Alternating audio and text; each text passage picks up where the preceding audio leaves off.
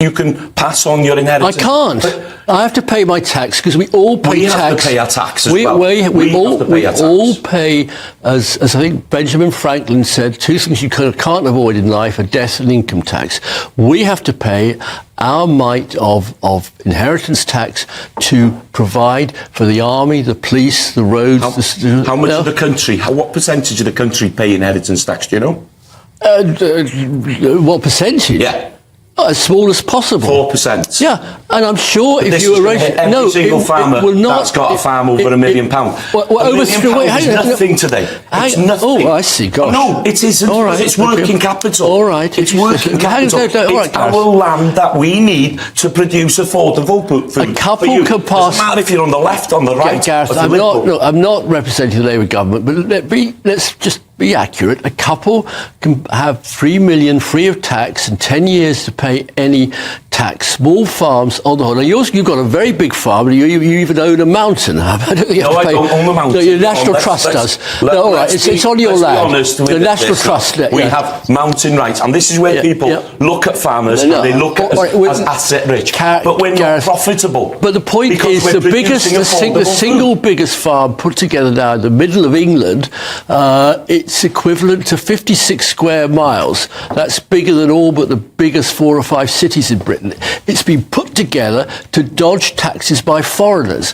Now, you've got to tackle that. The NFU didn't. I'm sure, I completely agree with your passion. The Labour government has brought this on. Don't blame the NFU. Don't blame anybody. Keir Starmer promised he was going to protect family farms, and he's come in with a bombshell. All right. That's going to kill them. All right, Gareth. I heard that about fox hunting, that fox hunting would kill the countryside. And I remember the 400,000 people marching in Hyde Park 20-odd years ago.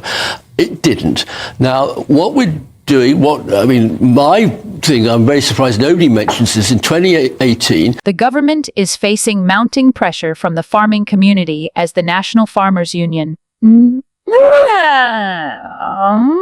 prepares to challenge what it describes as a morally wrong inheritance tax overhaul.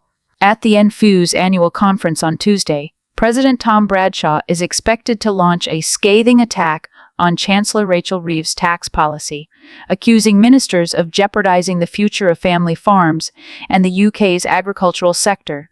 Bradshaw's address comes amid growing discontent over a decision to reform inheritance tax relief on agricultural and business property. Under the revised scheme, from April 2026, assets up to £1 million will remain eligible for full relief, but anything above that threshold will be taxed at an effective rate of 20%. Farmers argue this move severely undermines their ability to invest, expand, and, crucially, pass down their farms to the next generation. Speaking ahead of the conference, Bradshaw condemned the Treasury's handling of the issue, revealing that last week, farming leaders and industry representatives presented a viable alternative to ministers, only to be dismissed outright. They simply sent us away, with the sound of a slamming door ringing in our ears, Bradshaw will say in his keynote speech. We will not go away. We will not stop. We will not give in. We will not give in. We will fight the family farm tax until ministers do the right thing. Farmers, already grappling with volatile market conditions, soaring production costs, and climate-related challenges, argue the tax change delivers a hammer blow to an industry facing its most significant cash flow crisis in generations. I have never seen such a crisis of confidence in our industry, Bradshaw will warn. The NFU president is also set to call out Labour's perceived failure to honor commitments made during the general election campaign. There were only 87 words in Labour's manifesto about farming, but some of those words gave us hope, he will say. Policies on imports, binding targets for British food in the public sector, and a recognition that food security is national security. We recognize these were early days for a new government, but before ministers even found their offices, they broke their first promise. The tax changes, he argues, have left elderly farmers particularly vulnerable. Many have relied on their farms as a form of pension, believing they would be able to pass them on to their children. This isn't just money, this is blood, sweat, and tears, Bradshaw will say. That all changed without warning. With business confidence at rock bottom, according to the NFU, the government is under significant pressure to rethink its approach before long-term damage is done to the UK's food security and rural economy. As Bradshaw warns, this government needs a reset with farmers. Bad policy, geopolitics, and unprecedented weather have left many worried about how they will make it to the end of 2025. With emotions running high and livelihoods on the line, the fight over the so-called family farm tax is set to be a defining battleground between the government and rural Britain. The news that energy bills are rising is going to be worrying for many families. It's happening because we're so reliant on fossil fuels, in particular gas. And the markets that determine the price of those fossil fuels are controlled by the decisions of petrostates and dictators. So we've seen a 15% rise in the price of wholesale gas. What's government going to do? We're going to have your back. We're going to expand the warm homes discount to protect vulnerable families. We're going to insulate and have energy efficiency for more homes. And we're going to ensure that the regulator is really tough with those companies so we get best value for money for consumers. And the truth is, the most important thing we can do is stick to our clean power mission. Homegrown, clean power that we control. Solar, wind, nuclear. That's the way we get off the roller coaster of fossil fuel prices. That's the way we take back control of our energy security. That's the government's mission for our country. Labour has come under heavy fire after Ofgem announced yet another energy price cap hike, reigniting concerns over the government's ability to deliver on its key election pledge to slash household bills.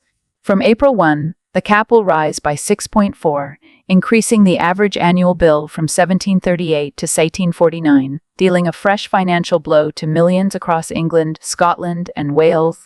The increase comes as wholesale energy prices remain volatile, with critics warning that vulnerable households, including pensioners stripped of their winter fuel payments, are bearing the brunt of the crisis. The opposition wasted no time in accusing Labour of a betrayal of voters. Acting Conservative Shadow Energy Secretary Andrew Bowie launched a scathing attack, saying, "The latest hike in the energy price cap is a betrayal to the families who Ed Miliband promised to save £300 on their bills. What's more, the government is not being honest about the trade-offs required to fund their fantastical energy policies. It will be families who are hit with the bill." Labour's flagship energy policy, which promises to cut household bills by £300 a year by 2030, is now facing increasing scrutiny. The pledge, central to its vision for a greener energy system, hinges on delivering almost 100's clean electricity within 6 years. But as price caps continue to rise, doubts are mounting over whether the government can keep its word. Richard Tice, deputy leader of Reform UK, went further in his criticism, blaming the push for net zero as a key driver of rising costs. Once again, we see net zero causing another huge energy price cap rise for hard-working British people. He said, "Labour promised to lower bills by £300, yet they're up so £111 in just 3 months. By April, energy prices will be 18 higher than July 2024 and 6.4 and 6.4 and 6.4 higher than January 2025. The price hike has prompted outrage from consumer advocacy group Age UK described the latest rise as terrible news for older people and warned it would be yet another blow for those on low or modest fixed incomes who lost their winter fuel payment when they really couldn't afford it. Energy debts, which skyrocketed during the energy crisis, have now reached record levels. Without urgent intervention, campaigners warn, families could face spiraling costs with no relief in sight. Industry experts are urging the government to act, calling for debt relief measures to give struggling households a clean slate and prevent further financial hardship. As pressure mounts, all eyes are on Ed Miliband and the Labour government to prove their energy strategy is more than just an election slogan. The question remains, Can they deliver on their promise, or will rising costs undermine one of their most ambitious pledges?